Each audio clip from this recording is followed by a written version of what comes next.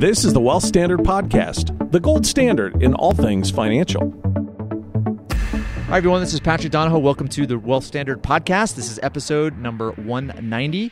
And today there's going to be two parts to the podcast. The first part is going to be with me and Chunga, and the second part is going to be with me and my 10-year-old daughter. You're sending me to the bench. I am. You're bringing in a pro. I'm bringing in the cleanup, right. The cleanup hitter. But Megan and I just returned from the Investor Summit at Sea, which is put on by the real estate guys. This is my 7th time going. This year, though, I just brought her. She was my companion. And so we're going to spend the last probably 20 minutes of the podcast just talking about takeaways. And it's on video. So is this. I mean, so if you're listening to the audio, go on to YouTube. You can check us out.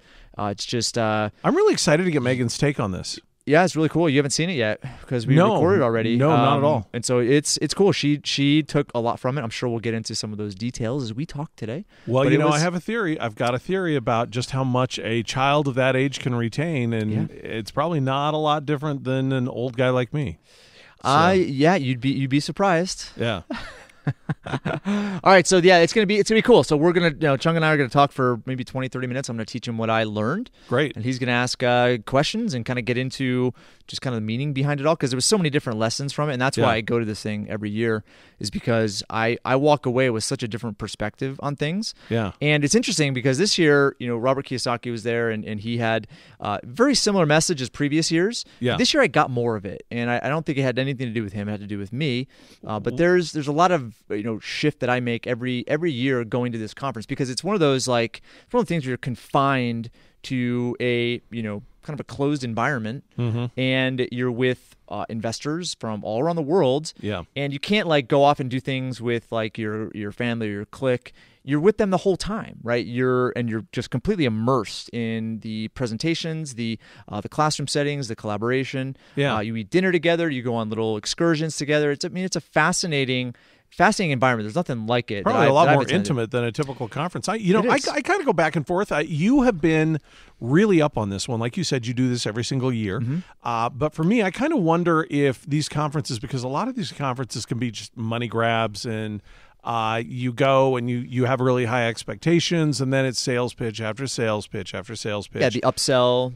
Over and over and over. Yeah. No, it's different. It's different than that, because I've been to those conferences before. Right. And you have an upsell to a coaching, or upsell to this, or there's a lot of hype behind it. Right. Unfortunately, this is completely opposite of that, and they're very explicit. I mean, Robert Helms and the Russell real Gray, estate guys. Real estate guys basically say, listen, you're there to teach, and you're there to learn. There's no like run to the back of the room type of sales pitches, right? It's kind of like forbidden. And to be honest, I don't remember it ever happening in the last 7 years that I've been. Oh wow. Yeah. Wow. So it's. Yeah, and this year was no different. There were things to buy. There were people there that ran businesses and so forth, but it was an environment of learning. And this year, surprisingly, there were more new summiteers. That's what we're called. Summiteers. There were new summiteers. There were now, more is that new faculty, or are these returning. people that are coming to summiteers are people that are teaching, or people that are coming to summiteers study? are actually investors that are there to learn. To learn. They Okay. pay a fee. They come and they are taught by the different faculty. So this year, I think there were like 20, just shy of 25 faculty members. Okay. And they were from all different, but most of it was real estate and had to do with wealth. But we had, for instance, we had the chief economist of Fannie Mae. Oh, wow. He actually was not on the cruise. He had intended to come, but something happened with his family. And so he was there the first day and gave a really interesting presentation, which I'll talk about. And then had to take off. Yeah, then took off the next day. But fascinating guy, really cool history. And man, some of the things he said, I was very surprised at. He was very candid. Didn't hide. He wasn't, he wasn't hiding behind his title or a bureaucracy associated with a government kind of quasi-government entity. And so it was interesting to hear some of his comments and feedback. And I actually got to eat dinner. How was he received by people? Was he received with a fair amount of? Was it lukewarm, or was it? I would say what was interesting is so Peter Schiff was another faculty member, and Peter Schiff is very stark libertarian. Right. And is very kind of against the grain with anything that's said by I kind of love Peter Schiff. Can politics. I just tell you? Yeah, he's a smart, really smart, brilliant guy. But he basically got up there and said, well, I'm probably going to talk about the complete opposite of what this guy's going to talk about, because everyone got up and explained what their theme and what their topic was. Yeah. So Dr. Doug Duncan, who's the chief economist of Fannie Mae, got up and said, I'm going to talk about trends and what's going on and what my take is, and I'll go through graphs. And so he wasn't very he was very general. And then Peter Schiff got up and says, well, I'm going to probably do everything, the opposite of everything that he said. That's what I'm going to talk about.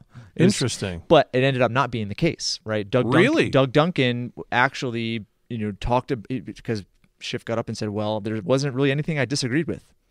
And I'll talk about some of the statistics and the things that he was alluding to. And then that evening we went out to dinner as faculty, and I sat right next to Doug Duncan. And I had a couple hour very interesting conversations. I'll bring up some of those I'm points. excited to hear all of this. Yeah, so it's the caliber of people that Robert and Russ surround themselves by is it's beyond impressive. I'm not sure what the word is, but every year it's an incredible experience. And I go really because you're in an environment that's closed, you're focused, you don't have really a lot of distraction from business or internet or phone because there's limited access to that. And so I go there, and it's really classroom after classroom after classroom, and it's just an immense amount of learning. It's like I said before, you immerse yourself with the people that are there, but also you immerse yourself in the content and information. But I think this year was different because I understood something that Kiyosaki had been teaching in the previous years. Because, can I just say something here? Sure. Before you jump into this, you came back different. I'm not saying better. I'm not saying worse. You came back different, which kind of took me aback a little bit, because I was like, wait, this is not the same Patrick. Again, not better, not worse, just different. So I can tell it had a very profound effect on you. Yeah, I mean, it's one of those. And I think I carried some objectives there with me, where I was trying to figure out some things, associated with which is always good business. to do in an environment like that. Sure, because that's where you kind of are able to think about your challenges, think about obstacles, and how to overcome them. And I brought that there, and I walked away with a lot of ideas and solutions to some of the things I'm facing. But yeah, I mean, I always come back different, and it's a testament to that environment, and it's worth every minute, every dime. It's certainly not a cheap conference to go to. No, it's not. It's very, very expensive. But what that does is it raises the bar of those that go. I mean, the caliber of people there is beyond impressive. I mean, one of the guys he's a orthopedic surgeon in Austin. He bought the first Rich Dad Poor Dad book ever. Very first in 1997. 20 years ago. Yeah, first ever. And he was at a car wash in Austin, and the Keith Cunningham, which was associated with Robert back in the day, had a car wash, and he had the books kind of lined up at the car wash for sale. And this guy was getting his car washed and asked to buy one. And then they, long story short, they called, him and his business partner called the number on the back of the book, and Kiyosaki himself picked up the phone. And then they flew out there, they met him, got the book signed. Oh, that's cool. But Kiyosaki doesn't have any of the first editions because his objective was different than what it is today. His objective with the book, and he's very, he talks about it in Rich Dad Poor Dad, but it was to sell the Cash Flow 101 board game. That was the original intention. But then like Oprah and Amway and all this other stuff everybody picked up on Pandora's box for him, right? Yeah. But this guy, that was the type that guy was there, and he's insanely successful. He's practiced a lot of what he's been taught, and owns like a hospital and a ton of property, even though he's a surgeon. So very, very impressive guy. But anyway, everyone else, there's people that fly from New Guinea, halfway around the world, that fly days, people from the UK. So it was an environment where you had that caliber of people and topics that you don't go and talk about, the Federal Reserve or monetary policy or taxes or wealth strategy. You don't just go to a cocktail party and have discussions like that with other people, because there's this required context to even participate in the conversation. And most people just don't have that perspective or context. Does that make sense? Well, and to the layman and to outsiders who may not have the intimate knowledge of it, it's probably pretty dry. And so how do you kind of jump in with both feet with people that just aren't versed in this knowledge? Yeah. So it'd be So that's where it's. So you're a bunch of peas in a pod. Yeah, basically. Most people wouldn't pay that type of money to go on a cruise, right? But for those that understand really the value there, it's relationships, it's friendships, it's business opportunities, it's seeing really the perspective of others and how that relates to you and what you're up against. But I would say every year not everybody gets that, and I don't think I got that. But that was really, I think, the overarching theme. It took you 7 years to get there.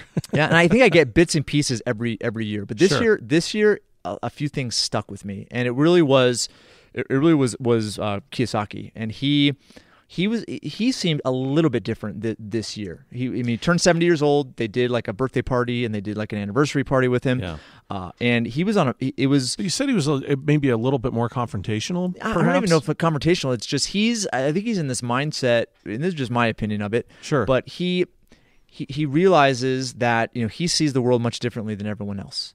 Okay, and he realizes that the world is in a major storm right now, and and everyone's oblivious to it. Mm-hmm. And I don't think he wants to sugarcoat anything, because if you sugarcoat, it doesn't create any urgency, and people don't really care. Mm-hmm. If you don't, that is when if it is somewhat abrasive, people think about it differently, right? Mm-hmm. And that's where I think the message he wanted to create, because there was some abrasive comments and things that he did, but I think it was intentional to get people to be in a different mindset. But that was his big thing. He said, we did an article study and we had different presentations by him.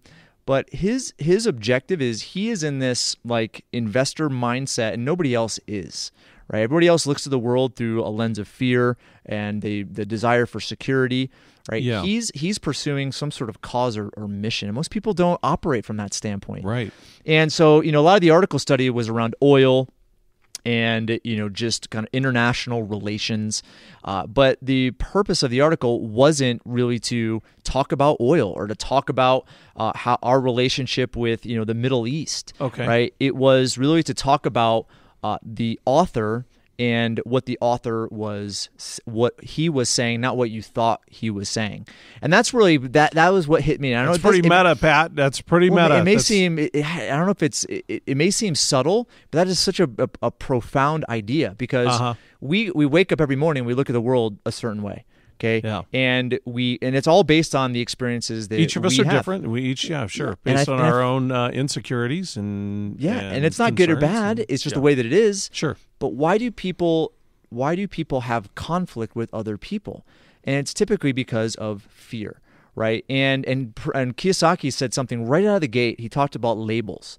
Like, we label people, and that labeling is what creates this like divide between people. It's like black or white or Asian or Mexican or religions or areas of the world. Like we look at that, left, and because right, somebody red, left blue. or right, even here in domestically in the United States, sure, somebody that's different, okay, we have a fear. There's like there's almost a fear associated with it because of I don't know what it is, but what that prevents us from doing is understanding the perspective of others. Yeah, and then those labels, you no longer listen to learn, you listen so you can respond. 100%. Which is once you can get past that, amazing things can happen, right? Exactly. And his whole thing is like he knows probably more than everybody there. But he showed up and he made this statement a number of times. He said, "I'm not here for you." Like, he said that to summiteers, to people that were there. It's like, I'm not here for you, right? I'm here to be among you. I'm here to learn. And he did. I mean, he brings books and he studies because he wants to understand how other people view the world. There were other people that were there. I did some research on this while you were gone, and there were other people, they were blogging and doing different things. And they were talking about how they were taken aback that Robert Kiyosaki was sitting next to them in a class or at dinner, like you just referenced.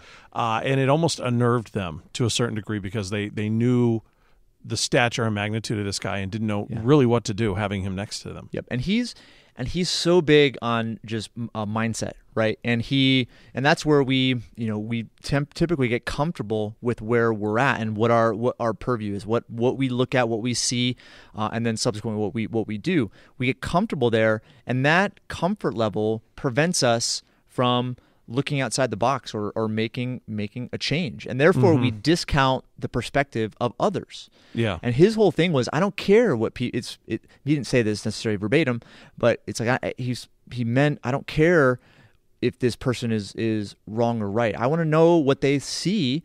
And then now I can take their perspective. If I know what they see and what they're doing, I can use that to either refine or learn. You can listen to learn. Yeah, it's like I don't think he doesn't care what he knows. He doesn't care if he's right here or he called the stock market crash or he called the future. He doesn't really care. Yeah. Right? He cares about what's right. He cares about the perspective of others, and if it will help him be it'll add to his mission and his objective. Like that's at least what I took from it. He's openly saying, "Hey, I'm here for selfish intentions." Yeah. And I don't know if he is because it's yes and no. I mean, it's selfish because it's for him. Sure. But he did state that he has a mission. He has a cause, and that mission and cause. I mean, the mission of is to help Rich everybody Dad, else. Yeah, the mission of Rich Dad is to elevate the financial well-being of humanity. That's his.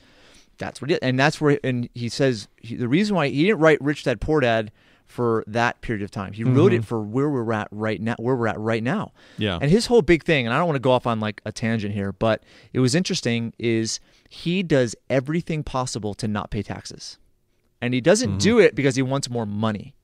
He does it because he does not he makes a better difference than the government does. And he knows the government just takes the money and does not do anything that good with it. Yeah. Right? There's so many roads and so many, He thinks they're being wasteful and that money can be put to use better in other places. Yeah, and I think he does everything in his power to prevent money from going. But isn't the tax code set up that way though? I mean, don't they try? It's like, hey, look, if you want to be versed in the tax laws and the tax codes, it's to your benefit to do that because we would encourage you to try and use all of this stuff to get out of paying as much as you can. We're not going to make it easy, but you can do it. Yeah, and that's where Megan and I hit on this in part two because we talk about debt and assets and taxes. That's what.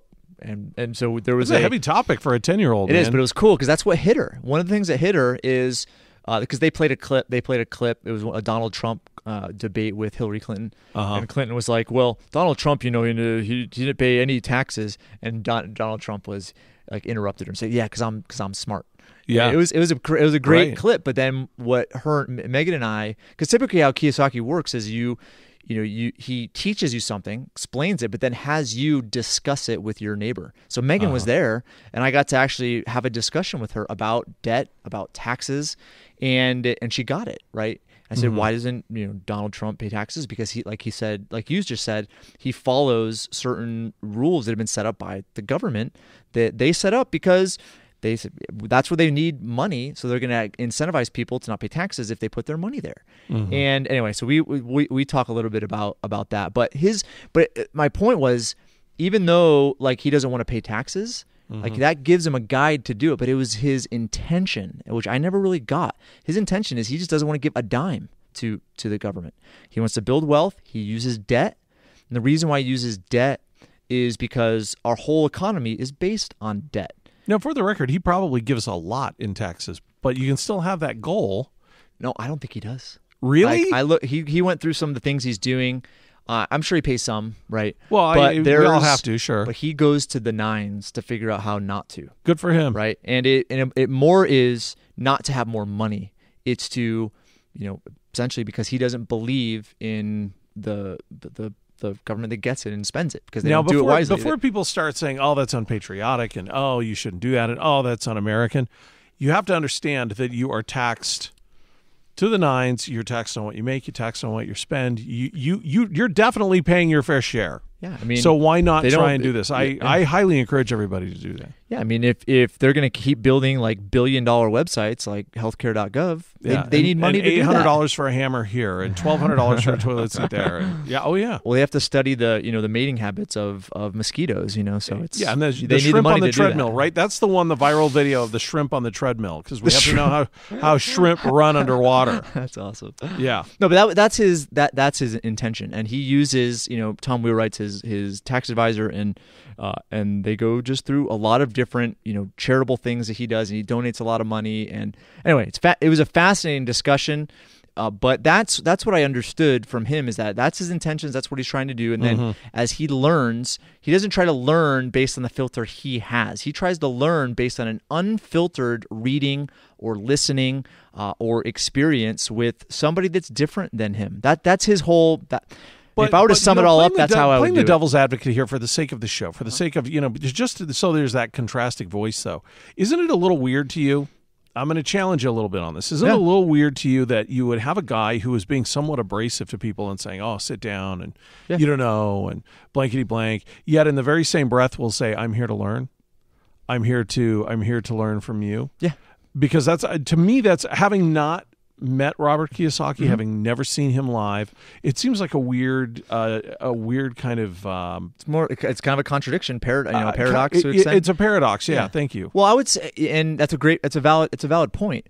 But I think as he puts it, he's the disruption helps a person think about what questions they're asking and how they're analyzing. Okay. So I think he uses that, because if you're like, being nice, and rarely in that type of environment do you learn anything. It's really where there is So it all disruption. comes down to the value of change, and change is virtually impossible to have without a significant amount of pain. Yeah, at varying levels. And that's where it's like, I think he wanted to wake people up. And what his statement said was, the right way to learn is to get rid of your ego, get rid of your pride, get rid of your perspective. Now, not to say that it's bad or that you're not smart or you do look at the world in a certain way. But this tactic is to strip all that down. And it's to strip it down and to get rid of that so that you can have an unbiased, unfiltered view of something. Now, it doesn't mean you have to accept it as right. Okay? It could be completely wrong. But what you want to do is strip away everything so you can understand without that filter. Because that filter is basically trying to say, no, anything new is bad, new bad. Yeah. So you stripping that filter away allows you to look at things unemotionally and as objective as possible. I think that was his point. And so it worked for me. It still works for me, where you read something and it's like, your perspective, well, that's not, that's not what I learned, or that's not what he said, that other person said, or that's not what I was taught in Sunday school, or, right? Sure. So if we use that baggage, we filter out being able to learn, right, that there may actually be some truth. And you're saying that this had a much more profound effect on you this year. Is this? Can you pinpoint the exact thing that helped you with this? Because you're kind of internalizing it and saying that it was you. You were the change. It wasn't any sort of external thing. But there had to have been some trigger somewhere in you that said, I don't know, and I don't know what it was, because he did the same thing last time, and where he would, we would read an article. Last year it was Jim Rickard's A New Case for Gold. We read like a couple of chapters, and I actually. I didn't do it this year, but I raised my hand, because if you participate, like, he wants people to participate, but if you start participating from your perspective, like, he shuts you down. So that's what you're talking, instant. like, in my opinion, or yes, I think, or sure. I think what you're saying, or in my opinion, or based on what I've learned in the past. That's like, you even like hint at that. It's like, he's all over you, and he's like, go sit down. I'm done with you. Yeah. So I answered a question last year, which was relating to gold, because he, in Rickard's book, it talked about how, FDR and during kind of the Great Depression era, they confiscated the private ownership of gold. Yeah. Right. And you went and brought your gold, and they gave you it was like military bonds or something like that, right? They gave you money for it. Oh, they gave you cash they paid, for it. $35 an ounce, and then they raised the price like right after they did that. They raised the price of gold. So he was like, well, what does that mean? And I raised it, and I said, well, they did that because they couldn't just go print money. The only way they could have more money in circulation is by raising the price of gold. So now the gold's more valuable. Now they can essentially create money of that difference. And he was like, I have no idea. I don't get it. I don't get it. I was too, and so it probably was, right? Actually, it sounds pretty good to me. That must have been your Kiyosaki version right of it. That's that's the now version. Then I don't know if that was the exact explanation I gave, but my point is, he wants to understand what the author is saying. What's the perspective? Not what you think, but what he's actually saying. Sure. Or to clarify maybe a question here and there. What does that mean? Or what is, what does he mean by this? Or what is he saying by this? Why is he using that example, right? He loves the clarifying questions. Are you better than me? Because I'd be sitting there and I would take a certain level of sadistic joy in watching all of these very, very successful, very rich people just squirm under Kiyosaki's thumb. Oh, and they were. Yeah, they were. Yeah.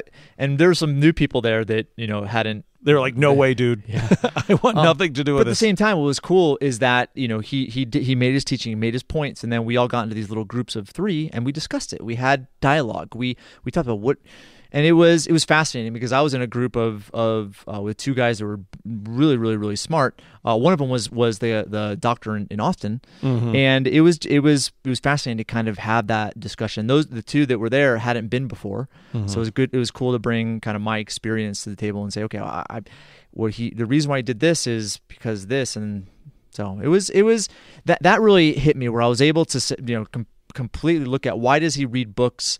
And from what perspective and for what game and for what game. 70 years old, at 70 years old, I hope to just be eating a bucket of chicken a day, reading Mad Magazine, and wearing adult diapers. I have no goals at 70 years old. It's like I hope to have every curve beat at that point. Every carved meat? Every curve beat. Okay, I was like every carved meat. I'm like this is like a Brazilian steakhouse. No, man. I hope to have every curve, everything that I want to have accomplished. I want to have been able to do that. But for him, there is no end. For him, it's the journey, right? That's why he's there at 70 years old. And he's there because he's and that was another profound thing that he taught was the idea behind freedom and security, right? He uses his cash flow quadrant to explain it, but the employee quadrant, E quadrant, and S quadrant are driven by the motivation of security, right? And that all is based on fear. Then the B and the I are based on freedom, and so there's a huge difference behind the So I'm a security guy because I just said that security guy right there, and that's fine. But it's one of those things where it depends on what we want. Some people might want to be an employee. They may want to be a self-employed person or a specialist or a business owner or an investor.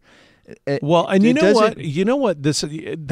perspective may change too. You know about my life before I came here to work with you on the Well Standard, and my life was crazy. I mean, it was a crazy life until my wife finally just said, "Look, it might be time for you to just kind of look at the world through a different filter and maybe slow down a little bit." And so I went from having my entire adult life based in freedom to having that security. My entire perspective changed. Yeah, and I think looking at what he was trying to get across by that, because either direction, whether you're in B or I or whether you're in E or S, it doesn't really, it matters, but I would say it's to understand how other people view the world. And then if you know that, now you can make a decision on what you want to be. Do you want to be a business owner and run a huge company? Do you want to be an investor? Do you want to be just an employee doing something you love? Do you want to be a specialist or somebody that's self-employed that wants to do something that you love? I don't think his point was to tell people what to do. You can affect a lot of change in any of those quadrants. You could, but what he was saying is that in order to really value where you want to be, you have to understand the perspective or try to understand all perspectives. And that's where... So I bet there were a lot of people there thinking that were, I'm using quotations here, thinking they were investors. Yeah. Oh, they all did. And that's where most of them circumvented the B quadrant. And that's probably the hardest one to attain. So they were looking at the investor... Over 500 employees, the business sector. Yeah. And Kiyosaki's done it. He has companies, he has a lot of employees, but he's not involved at all, right? And that's his definition of an investor. So people, I think, we're looking at the investor quadrant from the perspective of I'm taking an capital employee, and I'm putting it somewhere else. Or from the perspective of a self-employed person, right? So I see. Okay. Yeah, so it was fascinating. But that whole, I don't know, just the learning environment there was profound. It made me think about a lot.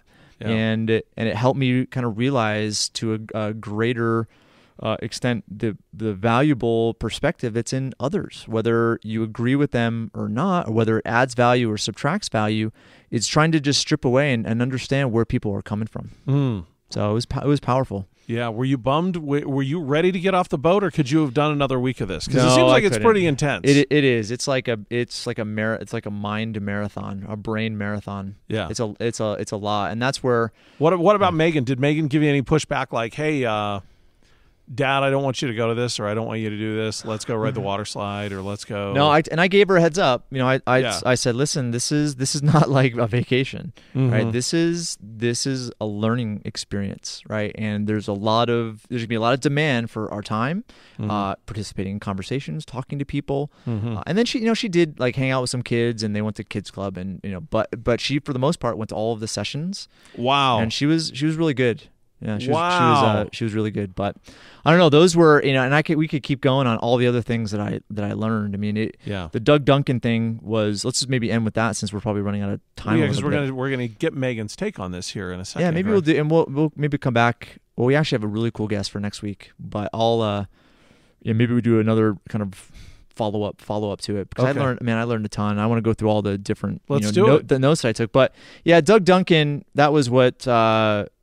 Yeah, well, let's leave that one. But Doug Duncan is the chief economist for Fannie Mae, and he was very candid about where we're at. And I'll give you a little kind of taste of what we'll talk about. All right. So he basically said that we are in the longest running expansion in housing ever in the history of the United States. Ever, without a correction. And he also pointed... Which is weird. That sounds so strange to me because there's a lot of us, myself included, you included, that really, really took it in the shorts in 2008. Yep. In many ways, I still haven't recovered from that. There's parts of me. Yeah, you. And either. I think from a mental standpoint, right, it's from a physical, like money and assets, but from a mental standpoint, I think there's still a lot of lingering from that. But here's the thing is the conversation... So he brought up that, you have these... whether it's the labor participation rate, which is at all-time lows, especially amongst those that are in the prime of their life. They're not even in the workforce, so they're not being counted for unemployment. So and he talked about it, which was fascinating. Which, if you're a government bureaucrat, you don't like make the government look bad. But he said, here's unemployment rate, here's labor participation rate, and it is completely, the unemployment rate is completely misleading. Yeah, we need to spend an entire episode just on this guy. Well, what was also cool is that he went into Fannie Mae right when they were taken into receivership, right when they started going bankrupt and needed help from the government, and when the government started buying like bonds. Pre-buyout then? No, he was with the Mortgage Bankers Association, chief economist there. So he saw from that standpoint everything that got them into that mess, and then he saw it unwind. And so I was peppering him at dinner with, I said, okay, so looking at, because he was using, we solved this and we solved this, and he was like, listen, the market, like when you have a market, it's because you have a buyer and you have a seller. And he said there were zero buyers, literally zero buyers of mortgage bonds, which are, you buy the bond, right, to get money to put into mortgages. That's kind of how that market works. Nobody was buying. Everybody wanted to sell. And that's where he said we could have this, it could have been, everything could have came to an extreme halt. We would have had 25% unemployment. We would have been in diet. And I said, okay, I get that. But did we really solve the problem? Right? Did we really solve everything that happened, and so now we have no problems? Everything is hunky-dory. We should make this a cliffhanger. Don't give us the answer. No, we should wait until the next. And his response was, you gotta wait. You gotta wait. No, but his response was actually was fascinating, and we talked about the derivative market. We talked about how banks right now are just so leveraged, and they have their assets to debt ratio. I mean, it's insane just how scary it is. And you ask questions like, why would Wells Fargo just go and open up fake accounts, right? And open up fake credit cards?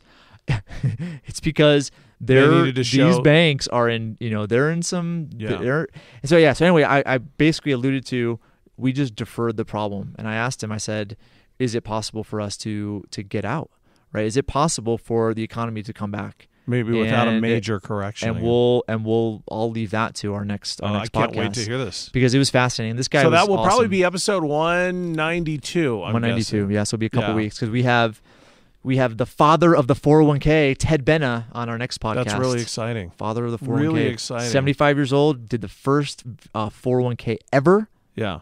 And so said he created a monster. And he created a monster. Yeah. Yep. I'm looking forward to that. That's next week. Now, do we want to have Megan on this one, or do we want to say no? I gave a part 2, so let's put her on. Maybe we'll make it an extended. I'm interested to hear her take on this. Yeah, it was cool. She's surprisingly, she wasn't shy at all on camera, right? But when there's like a ton of people around, she's like. But if she knew there was like thousands and thousands of people seeing this, like, that's another story. That would have gone down differently. So stick with us to part 2, where I do a little brief interview with my 10-year-old, so you can see what her takeaways are. Yep. Hi everyone, this is Patrick Donahoe. This is the second segment of our podcast this week, and the topic is the Investor Summit at Sea that I just returned home from. But I had a very special guest that came with me, which was my 10-year-old daughter, Megan. They actually saw that. We are on video. So if you guys want to go over if you're listening on the podcast app or online, the video is available on YouTube. So go check that out. It's in the show notes, thewealthstandard.com. But anyway, Megan's going to help me do this second segment because she had a great time. She had a great experience, it sounds like, and she's going to tell you a little bit about that. But the Investor Summit at Sea is put on by the Real Estate Guys. It's the 7th time I've been on it. Usually I take just my wife, Cynthia, with me. And there was one year we took the whole family, which was except Jack, because Jack wasn't born yet. But it was kind of rough, business and family. It's kind of hard to mix those sometimes in the same event. But anyway, I thought it'd be a good opportunity this year to bring Megan, because Megan's expressed interest in investments and business in the past. And plus, I thought she'd have a good time, and I convinced her there would be some fun. And I told her about the napkin song, which we can maybe talk about. Which that's an inside thing with the Real Estate Guys. But anyway, if you want to check out the Real Estate Guys, they have an amazing podcast. They have some incredible guests that they put on there. They had an amazing faculty this year. But check them out. It's therealestateguys.com. All right, Megan, so you had from what you were telling me, you had a pretty good experience. So why don't you tell us about maybe who were the top speakers, the top presentations that you enjoyed the most? You. Me? Mm-hmm. Thank you. Robert Kiyosaki. And Tom Hopkins. Okay. So what did you like about Robert Kiyosaki? Robert Kiyosaki explained it in a way that was like a way that you could understand it. Yeah.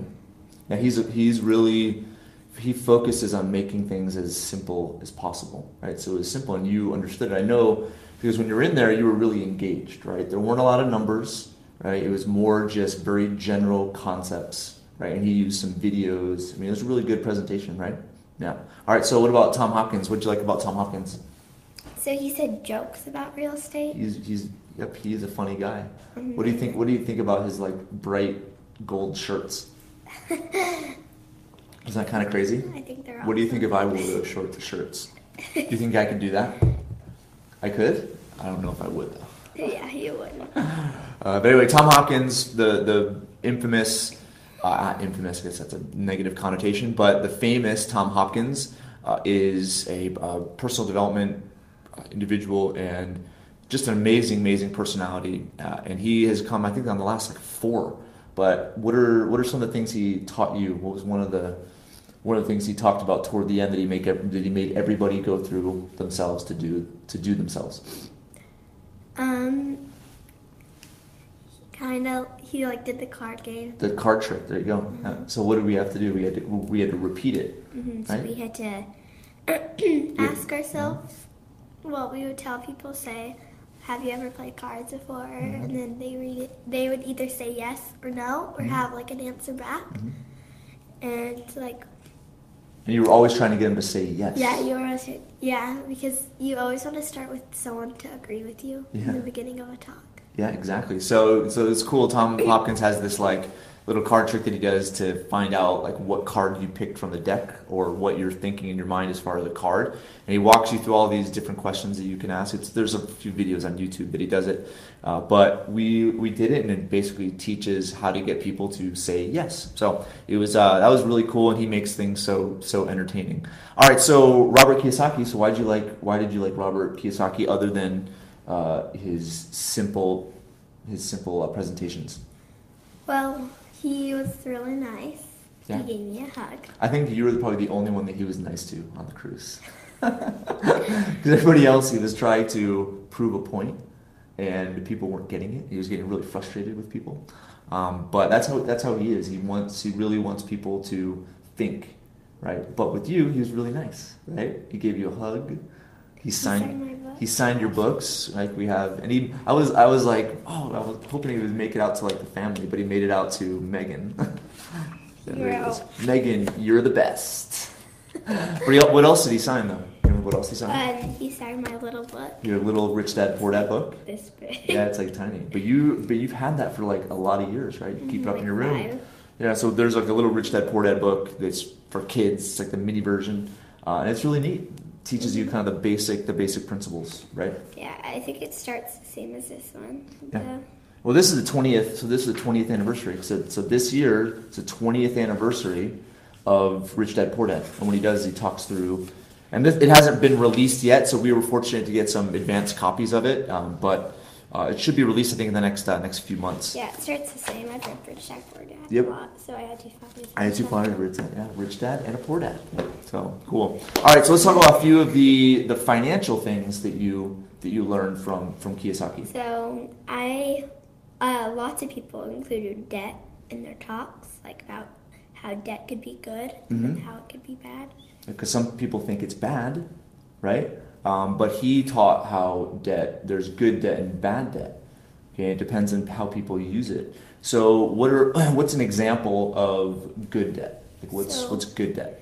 Good debt, you could pay for assets. Buy assets, yep. Okay, so why is that good? Because the assets pay for the debt. That's right, yeah. So the assets will actually create income, and that income pays for it, and the person can kind of keep the difference, and that's what he does, right? Okay, and then bad debt. What's an example of bad debt? Bad debt is like a doodad. A doodad. Like cash flow. Yeah. So in the game Cash Flow 101, there is you have these. You draw a card, and there's a card that's a doodad, and a doodad is like what? Like what's the example of a doodad? It's like if you take your friends out to lunch. You have to pay a certain amount of money. Yep, like braces for your kids, right? Like, go golfing. And it stinks because in cash flow, right, you want to use your money to buy assets, but now you have to use your money to, pay for a doodad. So you can't use it to buy assets. So like in real life, good debt is like what you use to buy assets. Exactly. Yep. So, all right. So good debt and bad debt. I'm glad you learned that. So let's talk about taxes, right? So there was a pretty comical. Well, it was serious, but there's also some funny parts to it, right? So they used Donald Trump as an example. So what was that? What was that video like? Or what was the concept of taxes like for you? So what are you remember what taxes are? Taxes is like what you have to pay for the government, but you don't necessarily have to pay to the government if you follow all what the government does and says that they want you to do. Very good. So Donald Trump, he doesn't pay taxes because he's smart. Yeah. But that was the video clip, right? Yeah. Because remember Hillary was like, well, Donald Trump doesn't pay any taxes. And then so they went on the debate thing. And he was like, yeah, because I'm smart. It was pretty funny. She said, why don't you pay taxes? And he said, because I'm smart. Yeah, He goes up to the mic. That's awesome. All right, so let's talk a little bit more about the whole idea of taxes. So you said that taxes is how the government gets money to do things, right? But if you follow the government, they get it in either way. Yep, so they have some rules that say that if you do these things, you don't have to pay taxes, right? And some people think it's not fair. Yeah, because they paid and somebody else didn't, right? Mm-hmm, and they don't follow what the government says. Yep. They might do some of it, but they don't do all of it. Exactly. And then looking at Donald Trump did certain things that the government asked him to do, which was basically things they would have had to do if he didn't invest there or pay for it, right? Yeah. All right, so those were, so taxes is one of those things that's very hard to understand at a complex level, but they made it pretty easy to understand, right? Yeah. So that's what Kiyosaki, his whole teaching was about debt and taxes. And he talked about other things, of course, but these are some of the things that you took away and learned. And once you have to pay taxes, now you're going to understand why some people like them and some people don't. But that'll be a few more years. Actually, I think you have to be 12, and then you can go work in in business development. A year and a half. Sure. Okay, so anything else? What are some other your like fun highlights? Like, what are some of the fun things that we did as a group? So what did you win? Tell everyone what you won. I won an ugly souvenir, and we didn't want to take it home because it was too ugly. So you won the ugly. So they have an ugly souvenir contest. So they typically on the cruise they'll go to these ports of call, and they have this contest where you can find ugly souvenirs, and essentially they have a contest at the end, and whoever has the ugliest souvenir based on audience applause wins. Right. So tell us about your ugly souvenir. So it's from the Titanic. It's from the Titanic. I've never seen it, but you told me. Okay. What was the name? Do you remember the name? We named it. You named it. No, because Dead Leo. Dead Leo. All right. So is this? We'll put a picture on the show notes. But yeah, Dead Leo. It was that famous scene in the Titanic where he's leaning over the balcony. And they're like this. And but it was a skeleton. It was like dead. It was like dead skeleton. So there was like a head on a rock. Yeah, and there was skulls. Like skulls are worse anyway. Okay, cool, Megan. Well, thanks for doing the podcast with me. I'm glad you had a good time on the Investors Summit at Sea. Any other highlights you want to tell the podcast listeners about? We played cash flow. Play cash flow? All right, yeah, that's a cool one. I got out of the rat race, and I got out of rat race. All right, so it was cool. At our table was the guy who bought the very first copy of Rich Dad Poor Dad. He was the guy that was sitting across. Where was he? He was on my right. His wife was there too. He's from Austin, and he's the very first guy to ever buy Rich Dad Poor Dad, first book. And so he was there. I think he was going to give his copy because Robert didn't have any books left, so he's going to give his copy to him. Isn't that cool? Yeah. All right. So anyway, in cash flow. So how did you win in cash flow? I took a $2 million loan. You took a $2 million loan. Uh-huh. Okay. So what did you do with some of the money? So when you have $2 million, you can go to Big Deal, and the Big Deals get you more cash flow to pay for your expenses. Yeah. But remember, and then you could pay that one back because there's payday. Yeah. And technically, when you buy more assets, you get more money. Exactly. And so then you can pay back the loan, and but then your expenses go down. Yep. But then you have more cash flow, so then you win. Yep, you're right. You've played a lot before, and the iPad or your iPad makes it easier, right? Because you don't have to like calculate everything; it does it for you. So, but remember the card you drew, you used some of the money to buy a stock at a really low price. $1. Yep, $1. And remember the very next card, it went to 10. So you took a loan and used some of it to buy at $1, and then it appreciated.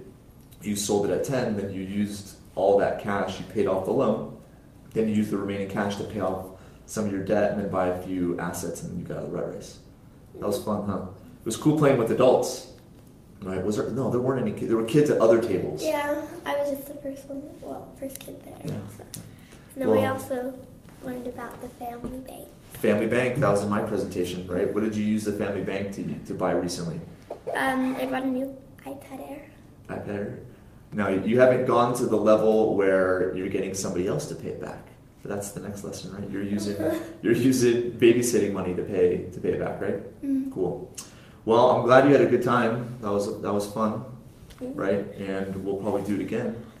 And now you can go. You're gonna go to your real spring break because you got a whole week off of school. Was this a more fun way to learn than school? Absolutely, I agree, totally. All right, everyone. Well, thank you so much for watching. And Megan, thank you again, and we'll see y'all next week. Y'all. You've been listening to the Wealth Standard Podcast, the gold standard in all things financial.